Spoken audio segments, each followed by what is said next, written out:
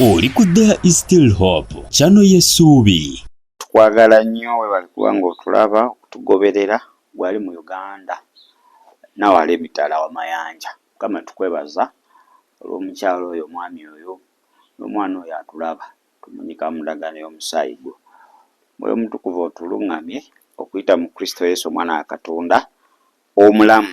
Amiina era amiina ddala. Kakati tutunulire Sitaani akozeseza atya essimu yo okusuula mu kibi. Sitaani akozeseza atya essimu yo okusuula mu kibi.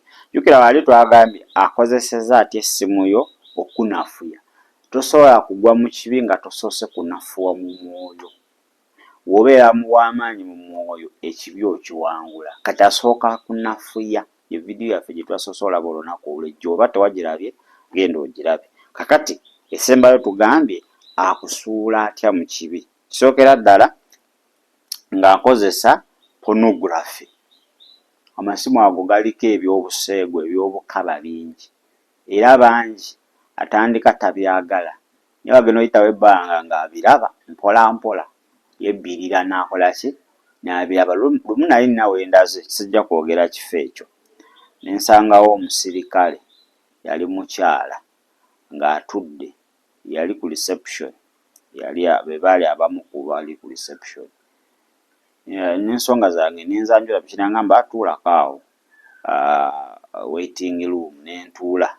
Ali omunzeka nabyo okulaba nga ajja alina essimu ng'ambuza kiki amugana bwenzi olaba biki ne munyonyolamu katono n'aggyayo essimu ye. Oyo mukazi taswala n'atandika okulaba bulumuufu awo agamba naye tuli ku kiwa ng'ali mu kyambalo ky'eggwanga ngamba owaayi nenzira nenfulumamukko nemala nenzira nadda olamala nemaliza ebyange neŋŋenda. Kati nzirayo olunaku olulala era musanga ng'era ali ku ebyo yanneekanga n'agibikkako mangu.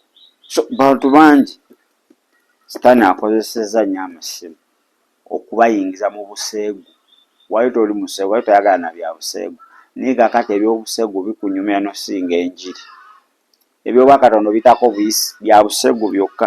Ate kankubule intaneti eyo kontenti asingako.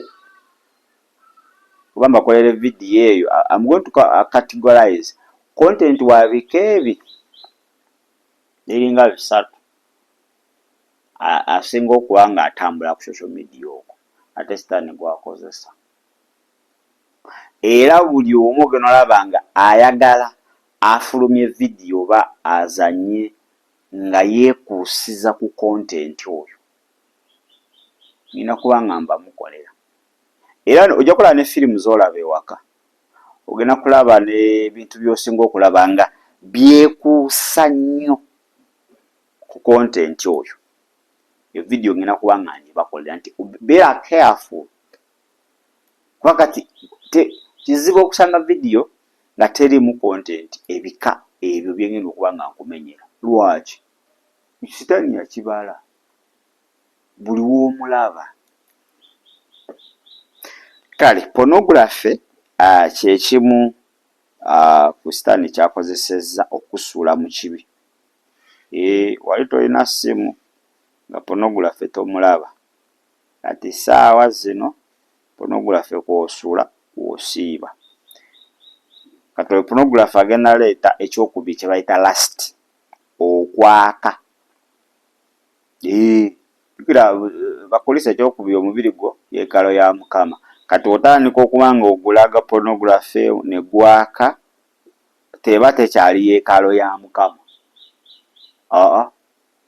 Eba tekyali yeekalo ya Mukama.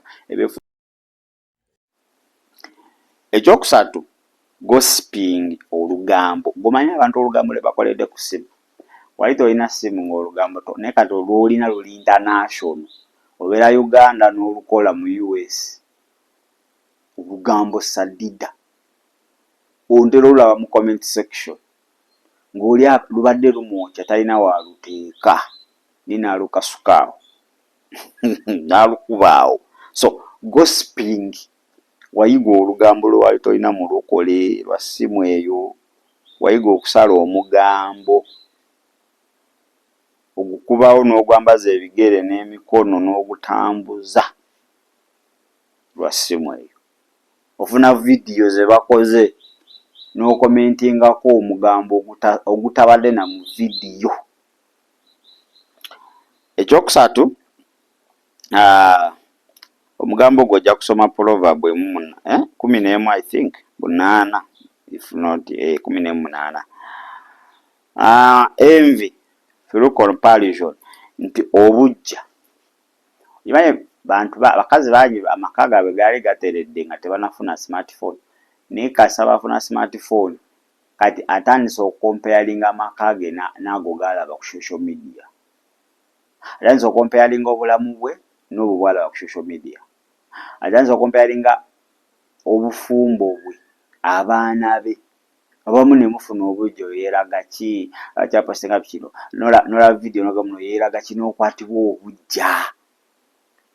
Tegede nobeera so envious. Kati obujja butandikira ku social media ne butandika okuba nga na wano physically n'abakwetoolodde, otandika obbakolako obujja, otandika okwegeraageranya, okwekompayalinga n'abalala, which is bad.